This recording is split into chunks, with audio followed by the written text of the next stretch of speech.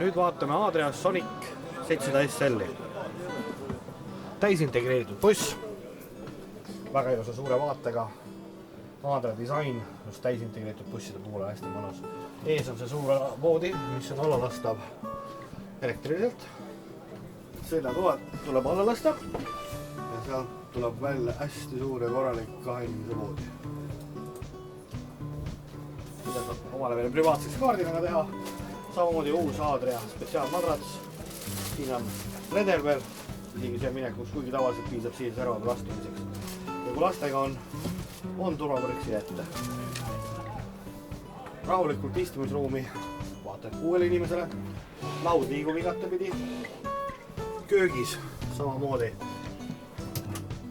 Korralikud kapid, õhu välja tõmme. Hästi palju ruumi 3 liita.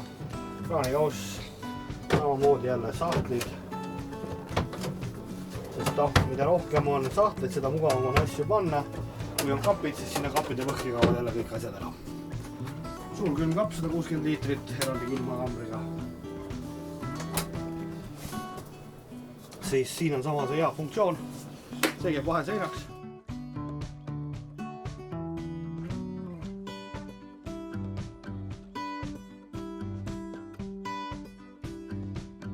Samamoodi on tal veel eraldi riidekapp.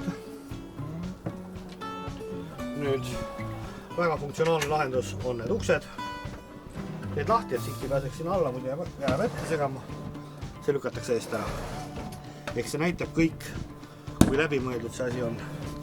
Samamoodi kui siin olla riideid panna, et ei peaks ülevalt sisse ronima, võib siit tõsta selle üles ja saab ilusti siia alulisse riidekappi.